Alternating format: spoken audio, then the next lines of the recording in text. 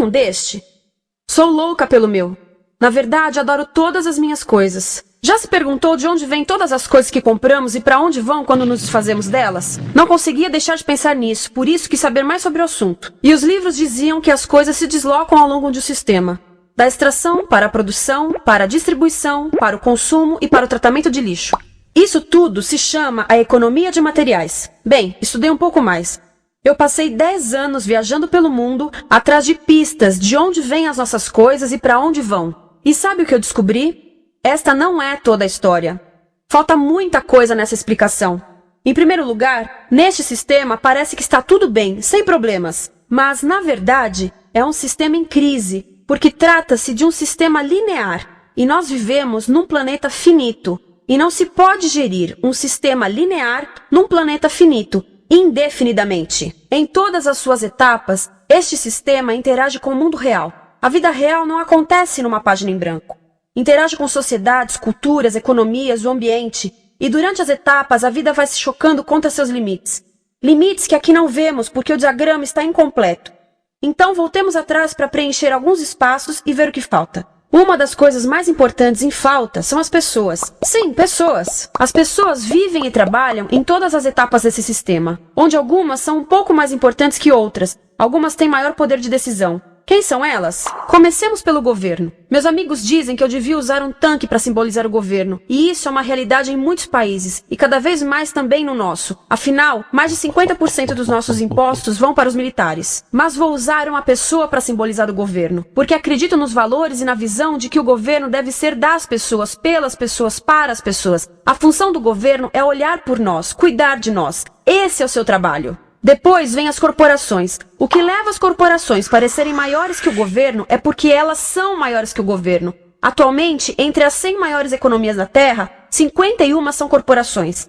À medida que as corporações foram crescendo, em tamanho e poder, assistimos a uma pequena mudança no governo, como se estivessem mais preocupados com o bem-estar deles do que com o nosso. Muito bem, então vejamos o que mais falta nessa imagem. Começaremos pela extração, que é uma palavra pomposa para exploração de recursos naturais, que por sua vez é uma palavra pomposa para destruir o planeta. A verdade é que cortamos as árvores, arrebentamos as montanhas para extrair os metais, consumimos toda a água e exterminamos os animais.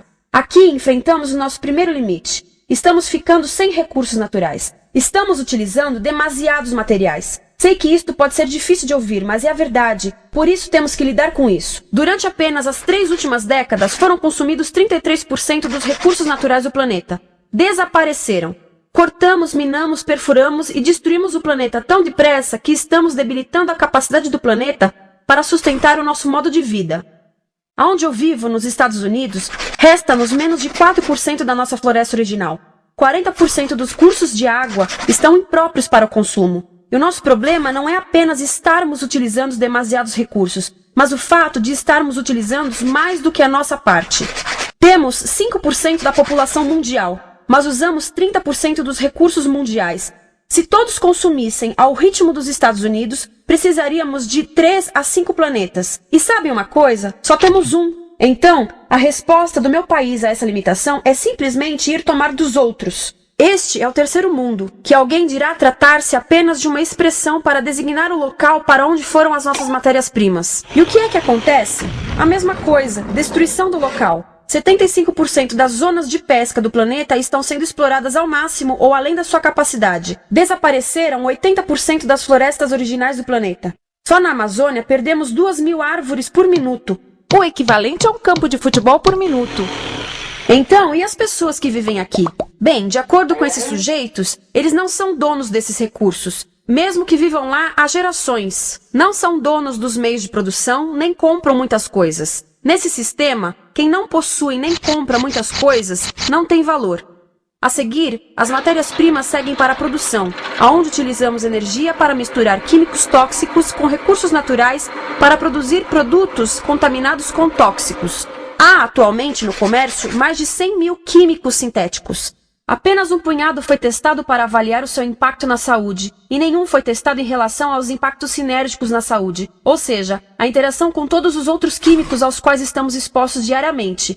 Por isso, desconhecemos o impacto total deles na saúde e no ambiente. Mas sabemos uma coisa: os tóxicos entram e saem. Enquanto continuarmos a introduzi-los nos nossos sistemas de produção industrial, continuaremos a inserir esses tóxicos nos produtos que levamos para nossas casas, trabalho e escolas, e claro, para nossos corpos. Como os BFRs, ou retardantes de incêndio à base de brometo, que tornam as coisas mais resistentes ao fogo, mas são super tóxicos. São neurotóxicos, ou seja, tóxicos para o cérebro. O que é que estamos fazendo usando esses químicos?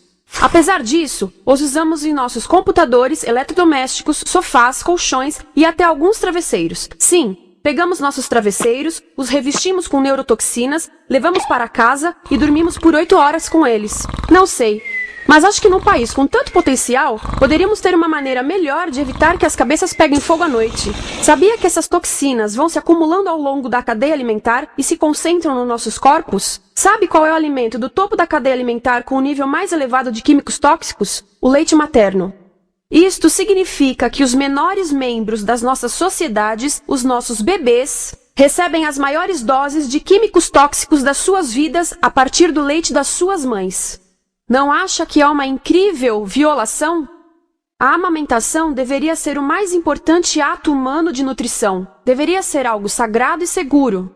A amamentação continua a ser o melhor e as mães devem amamentar, mas nós deveríamos proteger esse ato. Eles deviam protegê-lo. Eu pensava que zelavam pelos nossos interesses. As pessoas que mais sofrem com esses produtos químicos são os trabalhadores das fábricas. Muitos são mulheres em idade reprodutiva, que trabalham com toxinas que afetam a gestação, carcinogênicos e muito mais. Agora eu pergunto, que tipo de mulher em idade reprodutiva trabalharia no emprego deste, exposta a estas toxinas, a não ser uma mulher sem outra alternativa? Essa é uma das maravilhas desse sistema. A erosão dos ecossistemas e economias locais, aqui, garante um fluxo constante de pessoas sem alternativas. No mundo, há 200 mil pessoas por dia se deslocando de ambientes que as sustentaram ao longo de gerações para cidades, onde muitas vivem em bairros de lata, à procura de emprego, por mais tóxico que seja. Não só os recursos são desperdiçados ao longo desse sistema, mas também pessoas, comunidades inteiras são desfeitas. Sim, as toxinas entram e saem. Muitas delas saem das fábricas em produtos, e muitas mais saem como subprodutos, ou poluição. E estamos falando de muita poluição. Nos Estados Unidos, as indústrias admitem liberar mais de 1.800.000 quilos de químicos tóxicos por ano. Deve ser muito mais, porque isso é o que eles admitem. Trata-se de outro limite, porque quem quer ver e respirar 1.800.000 quilos de químicos tóxicos por ano? Então o que eles fazem? Mudam as fábricas poluidoras para o estrangeiro, para poluir outros países. Mas, surpresa, grande parte dessa poluição volta para nós trazida pelo vento. E o que acontece depois de todos os recursos naturais serem transformados em produtos? Passam por aqui, para a distribuição, o que significa vender todo o lixo contaminado com toxinas o mais rápido possível. Aqui, o objetivo é manter os preços baixos, com as pessoas comprando os produtos em constante movimento. Como eles mantêm os preços baixos? Pagam salários baixos aos trabalhadores das lojas e restringem o acesso aos seguros de saúde sempre que podem. Tudo se resume em exteriorizar os custos. O verdadeiro custo da produção não se reflete no preço. Em outras palavras, não pagamos aquilo que compramos. Outro dia estive pensando nisto. Ia a caminho do trabalho e queria ouvir as notícias. Por isso entrei numa loja para comprar um rádio. Encontrei um pequeno rádio verde engraçado que custava $4,99. Na fila do caixa pensei, como $4,99 podem refletir o custo da produção e transporte desse rádio até ele chegar nas minhas mãos? O metal deve ter sido extraído na África do Sul. O petróleo provavelmente do Iraque. O plástico produzido na China e talvez montado por uma criança de 15 anos numa fábrica do México. $4,99 não paga nem o aluguel do espaço ocupado na prateleira, nem parte do salário do empregado que me atendeu, ou as viagens de navio e caminhão que o rádio fez. Foi assim que eu percebi que eu não paguei o valor do rádio. Então, quem pagou? Estas pessoas pagaram com a perda do espaço dos seus recursos naturais. Estas pagaram com a perda do ar puro, com o aumento de doenças como asma e câncer. As crianças do Congo pagaram com o seu futuro, pois 30% delas abandonam a escola para trabalhar nas minas de coltan, um metal que usamos em aparelhos eletrônicos baratos e descartáveis. Estas pessoas pagaram por não ter direito ao seguro de saúde. Ao longo desse sistema, pessoas contribuíram para que eu comprasse o rádio por $4,99, mas essas contribuições não são registradas por nenhum contabilista. É isto que eu quero dizer com exteriorizar o verdadeiro custo de produção. E isso nos leva à seta dourada do consumo. O coração do sistema, o motor que impulsiona. É tão importante proteger esta seta que se tornou prioridade daqueles dois sujeitos. É por isso que após o 11 de setembro, quando nosso país estava em choque, o presidente Bush poderia ter sugerido fazer luto, rezar, ter esperança, mas não, ele disse para fazermos compras. Compras! Nos tornamos uma nação de consumidores. Nossa principal identidade passou a ser de consumidores. Não mães, professores, agricultores, mas consumidores. Nosso valor é medido e demonstrado pelo quanto contribuímos para esta seta. Quanto consumimos. Não é isso que fazemos? Compramos, compramos, compramos. Manter os produtos circulando. E como circulam? Sabe qual a porcentagem dos produtos que circulam através desse sistema que ainda são usados 6 meses depois da venda na América do Norte? 50%? 20%? Não, 1%. 1. Em outras palavras, 99% das coisas que nós cultivamos, processamos, transformamos, 99% das coisas que percorrem o sistema são lixo em menos de 6 meses. Como é que podemos gerir um planeta com esse nível de rendimento? Mas não foi sempre assim. Hoje, o consumidor médio americano consome o dobro que há 50 anos. Pergunte à sua avó. No tempo dela, a boa gestão, a engenhosidade e a poupança eram valorizados. Então, como é que isso aconteceu? Bem, não aconteceu simplesmente. Foi planejado. Pouco depois da Segunda Guerra Mundial, estes sujeitos estudavam a forma de impulsionar a economia. O analista de vendas Victor Lebow articulou a solução que se tornaria a norma de todo o sistema. Ele disse: a nossa enorme economia produtiva exige que façamos do consumo a nossa forma de vida, que tornemos a compra e uso de bens em rituais, que procuremos a nossa satisfação espiritual, a satisfação do nosso ego no consumo. Precisamos que as coisas sejam consumidas, destruídas, substituídas e descartadas a um ritmo cada vez maior. O conselheiro econômico do presidente Eisenhower disse: o principal objetivo da economia americana é produzir mais bens de consumo. Mais bens de consumo? O nosso principal objetivo? Não é providenciar cuidados médicos, ou educação, ou transportes seguros, ou sustentabilidade, ou justiça? Bens de consumo? Como é que eles nos fizeram adotar esse sistema de forma tão entusiástica? Bem, 2 das suas estratégias mais bem-sucedidas são a obsolescência planejada e a obsolescência perceptiva. A obsolescência planejada é uma outra forma de dizer criado para ir para o lixo. Eles fazem as coisas de modo que sejam inúteis tão rápido quanto possível para jogarmos fora e voltarmos a comprar. Isso é óbvio em sacolas ou copos de plástico, mas verifica-se isso em coisas maiores como esfregões, DVDs, máquinas fotográficas, churrasqueiras, quase tudo. Até computadores. Já reparou que quando compra um computador, a tecnologia muda tão rápido que em poucos anos se torna quase um impedimento para a comunicação? Fiquei curiosa e abri um desses computadores para ver o que tinha dentro. E descobri que a peça que se muda a cada ano é apenas uma pecinha no canto. Mas não se pode mudar apenas essa peça, porque cada nova versão tem um formato diferente. Tem que jogar tudo fora e comprar um novo. Estive lendo sobre o design industrial da década de 50, quando a obsolescência planejada começou a aparecer.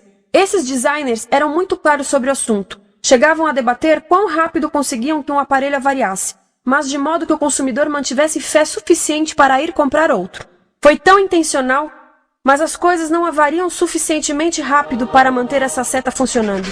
Por isso existe também a obsolescência perceptiva. A obsolescência perceptiva nos convence a jogar fora coisas que ainda são perfeitamente úteis. Como fazem isso? Mudam a aparência das coisas. Por isso, se comprou suas coisas há alguns anos, todos percebem que você não tem contribuído para essa seta. E como o nosso valor depende da nossa contribuição para essa seta, isso pode ser embaraçoso. Por exemplo, se eu tiver o mesmo monitor de computador gordo e branco na minha mesa por 5 anos e a minha colega tiver comprado um computador novo, ela vai ter um monitor plano, brilhante, que combina com o computador, com o celular e até com as canetas. Ela parece estar operando uma nave espacial e eu pareço que tenho uma máquina de lavar na mesa. A moda é outro bom exemplo. Já se perguntou por que os saltos dos sapatos das mulheres passam de largos para finos num ano e no próximo de finos para largos? Não é por haver um debate sobre qual deles é mais saudável. É porque usar saltos largos num ano de saltos finos mostra que você não contribuiu recentemente para a seta. Por isso não vale tanto quanto a pessoa com saltos finos ao seu lado, ou em um anúncio. É para comprarmos sapatos novos. A publicidade e a mídia em geral têm um papel importante nisto. Cada um de nós nos Estados Unidos é bombardeado com mais de 3.000 anúncios por dia. Vemos mais publicidade num ano do que as pessoas há 50 anos viam em toda a vida. Qual é o objetivo de um anúncio se não nos fazer infelizes com o que temos? Por isso, nos dizem 3.000 vezes por dia que nosso cabelo está errado, nossa pele, nossa roupa, nossos móveis, nossos carros, nós estamos errados. Mas tudo se resolve se formos às compras. A mídia também ajuda a esconder tudo isto e isto. Por isso, a única parte da economia que vemos são as compras. A extração, produção e envio para o lixo acontecem fora do nosso campo de visão. Por isso, nos Estados Unidos, temos mais coisas do que tivemos antes, mas pesquisas mostram nossa felicidade declinando. Nossa felicidade teve seu pico na década de 50, a mesma época em que a febre consumista explodiu. Coincidência interessante. Acho que sei o porquê. Temos mais coisas, porém menos tempo para o que realmente nos faz felizes. Amigos, família, tempo livre. Estamos trabalhando mais do que nunca. Analistas dizem que não temos tão pouco tempo livre desde a sociedade feudal. E sabem quais são as duas atividades que mais fazemos no pouco tempo livre que temos? Ver televisão e fazer compras. Nós, americanos, passamos 3 a 4 vezes mais tempo comprando do que os europeus. Assim, nessa situação ridícula, vamos trabalhar talvez em 2 empregos, e quando chegamos em casa exaustos e sentamos no sofá novo para ver televisão, os anúncios dizem que não prestamos, então vamos às compras para nos sentirmos melhor. Depois trabalhamos mais para pagar o que compramos e chegamos em casa mais cansados, vemos mais televisão que nos diz para fazermos compras outra vez. E estamos nesse ciclo de trabalhar, ver, comprar, e podíamos simplesmente parar. Então, no final, o que acontece a todas essas coisas que compramos? Nesse ritmo de consumo, não cabe tudo em casa, apesar do tamanho médio das casas ter duplicado nesse país desde os anos 70. Vai tudo pro lixo, e isso nos leva ao tratamento do lixo. Essa é a parte da economia de materiais que conhecemos melhor, porque nós temos de levar o lixo até a esquina. Cada americano produz 2 quilos de lixo por dia, o dobro do que fazíamos há 30 anos. Todo esse lixo ou é despejado num aterro, que é um grande buraco no chão, ou ainda pior, primeiro é incinerado e depois despejado no aterro. As duas formas poluem o ar, o solo, a água, sem esquecer que alteram o clima. A incineração é realmente ruim. Lembra daqueles tóxicos da fase da produção? Bem, queimar o lixo libera esses tóxicos no ar. Pior ainda, produz supertóxicos novos, como a dioxina. A dioxina é a substância mais tóxica feita pelo homem, e os incineradores são a principal fonte de dioxina. Isso significa que podemos parar a principal fonte da mais tóxica substância conhecida e feita pelo homem, simplesmente parando de queimar o lixo. E podemos parar hoje. Algumas empresas não querem criar aterros e incineradores aqui. Por isso, também exportam os resíduos. Então, e a reciclagem? A reciclagem ajuda?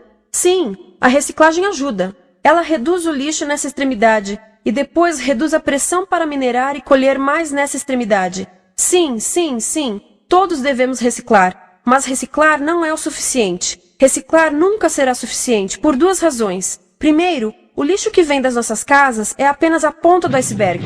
Para cada saco de lixo que deixamos na esquina, 70 sacos de lixo são criados anteriormente, só para fazer o lixo desse saco que deixamos na esquina. Assim, mesmo que pudéssemos reciclar 100% do lixo das nossas casas, não se chegaria ao coração do problema. Além disso, grande parte do lixo não pode ser reciclado, ou porque contém demasiados tóxicos, ou porque é criado de início para não ser reciclável. Como aquelas caixas de suco, que têm as camadas de metal, papel e plástico, todas coladas.